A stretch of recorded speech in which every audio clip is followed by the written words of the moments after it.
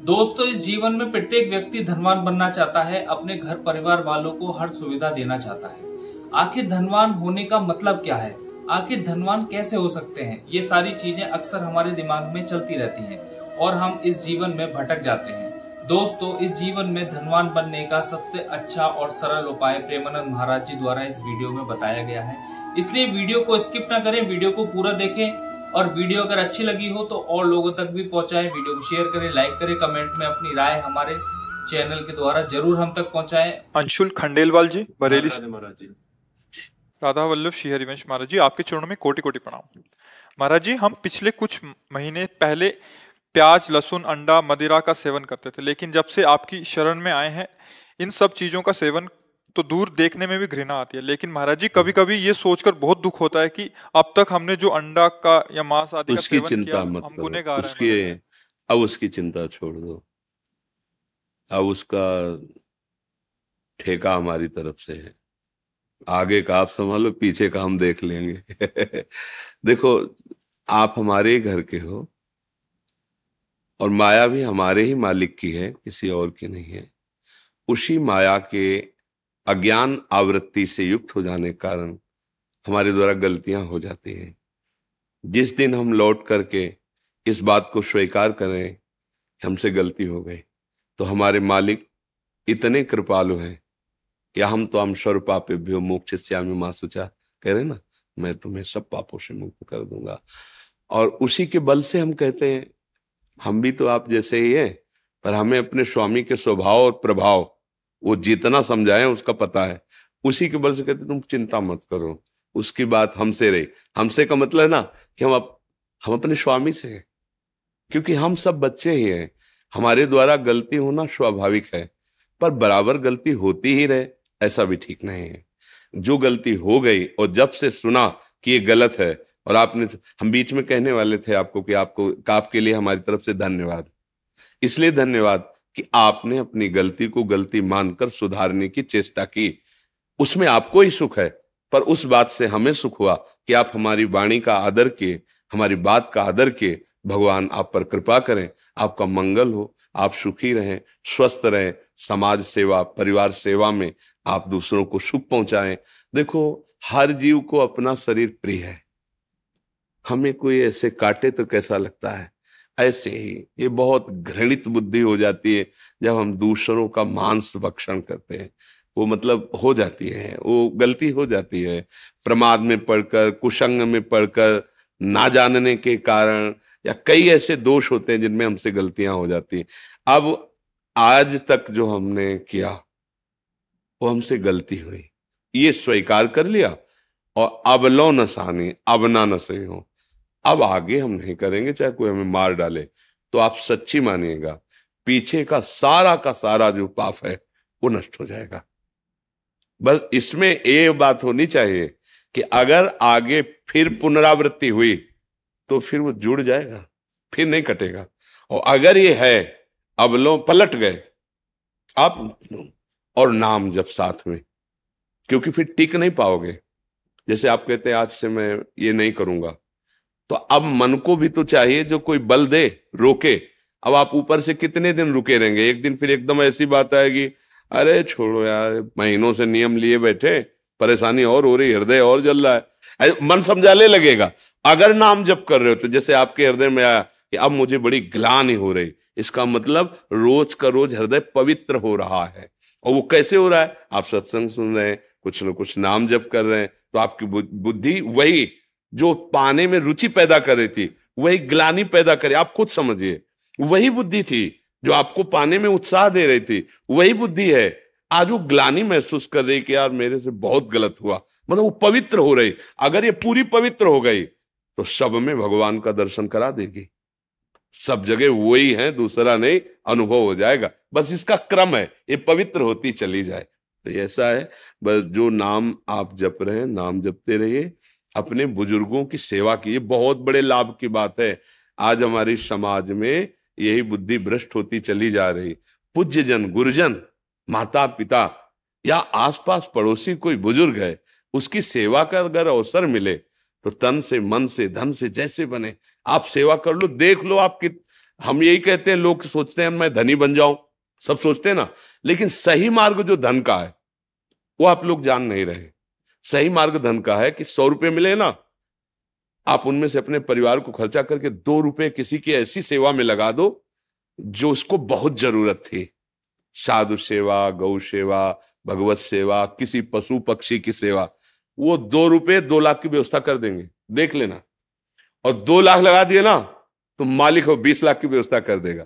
अगर धनी बहुत जल्दी बनना है तो सही उपाय है कि जो जीवों को आवश्यकता नजर आवे, हमें ढूंढना नहीं, स्वाभाविक कोई बीमार है, कोई ऐसा है, कोई, उसको हम सेवा में लगा दें, वो अपने आप आपके पाप को नष्ट करके ना श्री का वर्धन कर देगा।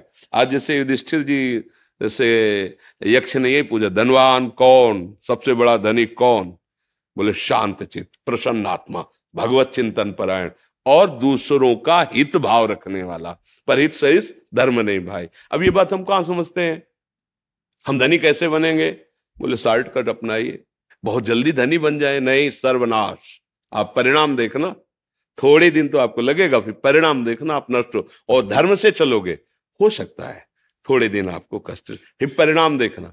जैसे 12 वर्ष का वनवास युधिष्ठिर जी को मिला, 1 वर्ष का अज्ञातवास, पर सिंहासन पर कौन बैठा? यही तो बैठे ना, कष्ट सहा, खूब उन्मत्त हुआ दुर्योधन कर्ण आदि के साथ, सबके गले कट गए और सिंहासन पर महाराज धर्मराज युधिष्ठिर ही विराजमान हुए। धर्म थोड़ा कष्ट पाते नजर आ सकता है, पर चमकेगा वही, विजय श्री को वही प्राप्त हो, अधर्मी नहीं। अधर्मी थोड़ा सा बढ़ता नजर आएगा, लेकिन वो फ्यूज होने के लिए वो प्रकाश करने के लिए नहीं है, वो फ्यूज होने के लिए, वो फ्यूज हो जाएगा, नष्ट हो जाएगा। तो अहोभाग्य है जो आप लोग बात मान रहे हैं, और आप सुखी होंगे इससे। आगे चल के देख लीजिएगा, पीछे की तो चिंता मत करो। भगवान कहते सर्वधर्मान परित्यज्य माम एकम शरणम व्रज अहम त्वाम सर्व पापेभ्यो मोक्षयिष्यामि मा शुचा। उनके जैसा गुरु कृपा से उनके स्वभाव को देखा है ना, उसी बल से कहते तुम चिंता मत करो, बहुत कृपालु हैं। अनंत माताओं में जो प्यार है ना, वो हमारे प्रभु के एक अंश से। अब आप अनुमान लगाओ कितना प्यार प्रभु हम सबको करते हैं, पर हम लोग प्रभु की तरफ से विमुख होकर संसार की तरफ है, इसलिए ऐसा है। और हम सबसे प्रार्थना करते हैं, किसी स्वार्थ वशात नहीं, आप सच्ची बात मान लो, आपका बहुत दुर्लभ जन्म है। ये जो मनुष्य देह है ना, बहुत दुर्लभ है। आप देखो अन्य योनियों को देखो, कैसे कितना कष्ट दिया जाता है। अब वो पशु है, क्या बोल सकते हैं, छोटे छोटे पशु पक्षी हैं, काट काट आप उनको खाते हैं। आप पहले विधर्मी लोग थे ना, वो जब आक्रमण किए तो तलवार की, या तो तू इसे चख और या फिर तो गर्दन कटवा ली, चखा नहीं। हमारे पूर्वजों ने गर्दन कटवा ली, लेकिन उस अभक्ष को चखा नहीं। और आज हम पैसा देके, आप देश विदेश जा रहे, पूछते हैं क्या कैसा है, खाए चले जा रहे हैं। पशुता बुद्धि भ्रष्ट होती चाहे।